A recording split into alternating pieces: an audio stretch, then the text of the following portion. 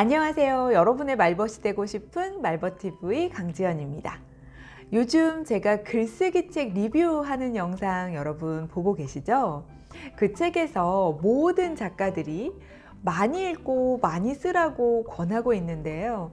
여러분은 혹시 실천하고 계신가요? 저는 블로그를 통해서 매일 글쓰기를 하고 있는데요. 블로그가 매일 글쓰기를 하는데 정말 좋은 도구거든요. 그래서 여러분께 오늘은 블로그 글 쓰는 방법을 알려드리려고요. 제가 몇 년째 꾸준히 운영했던 블로그가 하루아침에 저품질 블로그가 되면서 어떻게든 살려보려고 노력을 해봤는데요. 그거는 방법이 없더라고요. 그래서 결국은 새로운 블로그를 만들었습니다. 그렇게 운영한 지 한 3년 정도가 됐고요. 물론 엄청난 방문자 수가 있는 건 아니지만 제 나름대로 일을 하는데, 그리고 제가 글을 쓰는데 모두 다 도움이 되고 있어서 여러분께 3가지로 제가 블로그를 운영하는 방법에 대해서 말씀드려 보겠습니다. 첫 번째는요, 블로그 성격을 잘 정하셔야 되는데요. 블로그는 굉장히 다양한 성격들이 있습니다. 우선 정보를 제공해주는 블로그가 있죠. 우리가 가장 많이 검색해서 만날 수 있는 블로그가 아닐까 싶은데요. 우리는 어디를 가려고 하거나 어떤 상품을 사려고 하거나 뭘 보려고 하거나 모두 다 그 전에 정보를 찾아봅니다. 그런 정보들을 주로 올리는 블로그가 있고요. 또 홍보성 블로그도 상당히 많습니다. 자기가 운영하는 어떤 사업에 대한 홍보를 목적으로 운영하는 블로그인 거죠. 이런 경우는 대부분 정보를 가장한 홍보성 글들이 많은데요. 이렇게 자기의 사업을 홍보하기 위한 하나의 방법으로도 활용할 수 있습니다. 또 하나의 형태는 지식을 제공하는 블로그입니다. 예를 들어서 영어 공부를 꾸준히 할 수 있도록 운영을 하거나 책을 꾸준히 읽을 수 있도록 올리는 거죠. 이렇게 뭔가 자기가 알고 있는 지식을 올리는 그런 블로그들이 있는데요. 저는 이 3가지를 모두 다 하고 싶다는 욕심이 있었습니다. 3가지를 골고루 올리기 시작했는데요. 우선 사람들이 가장 많이 찾을 수 있는 건 바로 정보예요. 그래서 여러분들이 이용하고 있는 그런 내용들을 한번 블로그 리뷰로 올려보는 거죠. 예를 들어서요, 여러분들이 식당을 간다고 하면 밥을 맛있게 먹고 그 식당에 대한 리뷰를 남겨보는 거, 어떤 상품을 구입했을 때 그 상품을 사용해보고 그것에 대한 리뷰를 써보는 거, 이런 것들이 전부 다 정보성 글들이잖아요. 이렇게 사람들이 검색을 할 만한 내용들을 여러분들이 제공해주는 그러한 형태로도 글을 많이 쓰실 수 있습니다. 그게 바로 정보가 되는 거니까요. 저는 정보를 주고 싶기도 하고 홍보를 하고 싶기도 하고 또 지식을 나누고 싶은 마음도 있어서 글쓰기의 소재로 고민하지는 않았습니다. 저는 돈을 받고 운영하는 게 아니기 때문에 정말 솔직하게 제가 느낀 점을 그대로 올릴 수 있습니다. 검색어를 찾아보면 제 리뷰가 어딘가에 존재하고 있습니다. 또 저는 상품 리뷰도 많이 쓰는데요. 예를 들어 제가 이북 리더기를 얼마 전에 구입을 했어요. 구입해서 써보지는 않았지만 그것을 구입하는 방법이 당근마켓이라는 앱을 통해서 구입을 하게 된 거죠.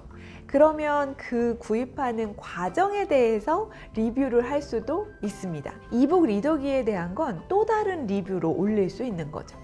실제로 한 달 후기, 1년 후기 이렇게 사용해본 후기들을 남길 수 있으니까 이것 또한 하루 글쓰기를 할 수 있는 거죠. 또 저는 책 리뷰도 블로그에 독서 리뷰라고 메뉴를 만들어서 올리고 있는데요. 제가 유튜브를 통해서 여러분께 소개해드리는 그런 책들을 유튜브에서만 소개하는 게 아니라 실제로 제가 PPT를 구성하기 때문에 그 PPT를 이미지로 해서 블로그에다가도 글을 써보는 거예요. 유튜브로 북리뷰를 하기 전에는 제가 책을 읽으면서 줄을 긋거나 인상적인 부분들을 다 사진을 찍어서 그 사진 이미지를 가지고 블로그 리뷰를 했었습니다. 2가지 컨텐츠가 가능하니까요.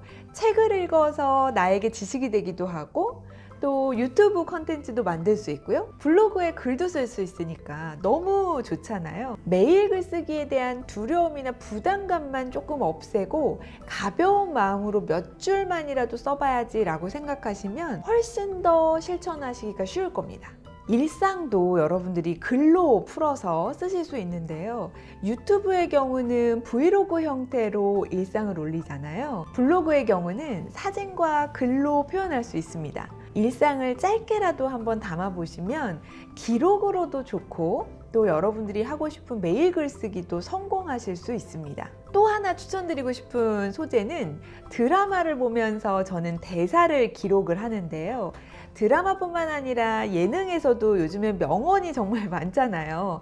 그런 내용들을 그냥 흘려보낼 게 아니라 그걸 다 메모해두고 그걸 활용해서 글쓰기를 해보는 거죠. 블로그에다 남겨놓으면 나중에 언제든지 볼 수 있어서 여러분들이 활용하실 때도 매우 좋고요. 너무 좋은 글이다 그러면 계속해서 보면서 되뇌일 수도 있어서 아주 좋은 방법이라고 생각합니다. 마지막으로 저는 홍보성 목적도 있기 때문에 저는 메뉴의 강의 현장과 코칭 현장으로 구분해서 제가 강의하거나 코칭하는 내용들을 올리는데요. 이 부분들을 보고 저에게 강의 의뢰를 하는 분들이 많기 때문에 저는 이 홍보의 목적도 상당히 중요하다고 생각해요. 물론 주의해야 될 점이 있어요. 홍보에 관련된 글을 쓸 때는 그 홍보의 목적이 너무 뚜렷하게 나타나면 그것은 좋지 않거든요. 홍보 안에도 정보가 들어가서 사람들이 봤을 때 그걸 활용하거나 뭔가 다른 생각을 할 수 있도록 영감을 얻을 수 있도록 하는 게 매우 중요해요. 저의 경우는 강의 현장을 올릴 때 제가 거기서 느꼈던 거, 이런 부분들을 하면서 좋았던 거, 또 앞으로 발전시켜 나가면 좋을 거, 이런 부분들로 글을 쓰기 때문에 아마 보는 분들이 그걸로 좀 영감을 얻으시는 것 같아요. 그래서 우리 회사에 이렇게 적용해 보면 좋겠다라고 생각해서 강의 의뢰를 하는 편입니다. 자, 이쯤에서 매일 블로그로 글쓰기를 하는데 팁을 하나 드린다면요.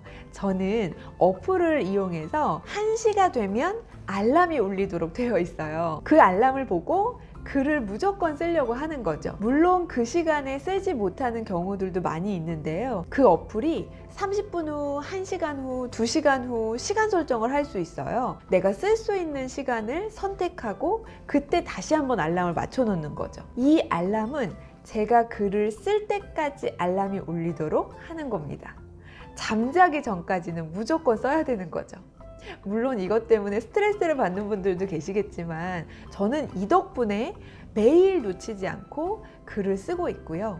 또 이렇게 하다 보면 자연스럽게 몸에 익고 글을 당연히 써야 되는 것으로 생각할 수 있습니다. 그야말로 습관이 만들어지는 거죠. 꼭 한번 활용해 보세요. 세 번째 여러분께 드리고 싶은 이야기는 바로 서로 이웃에 대한 거예요. 블로그에는 이웃과 서로 이웃 두 부분으로 나눠져 있는데요. 이렇게 이웃을 맺어서 서로 정보를 공유할 수 있는 거죠.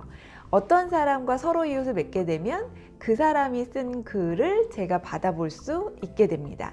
서로 받아볼 수 있는 게 서로 이웃이고요. 나만 그 사람의 글을 받아보는 건 이웃의 형태인데요. 저는 서로 이웃을 요즘은 막아놨어요. 그 막아놓은 이유가 서로 이웃 신청하는 분들을 보면 홍보성이 너무 짙은 경우들이 많아서 거절을 하게 되는데 그렇게 거절할 바에는 아예 서로 이웃을 하지 않는 것이 좋을 것 같아서 최근에는 서로 이웃을 막아놓고 이웃 신청만 받고 있습니다. 제가 서로 이웃을 신청할 수는 있기 때문에 여러분들이 서로 소통하고 싶은 사람이 있으면 그분께는 서로 이웃 신청을 하시면 됩니다. 블로그 오래 하신 분들은 이렇게 서로 이웃 막아놓은 분들이 꽤 되시더라고요. 여기까지 제가 블로그 글쓰기를 하는 방법에 대해서 말씀드렸는데요. 주의사항이 있습니다. 이건 꼭 챙기셔야 돼요.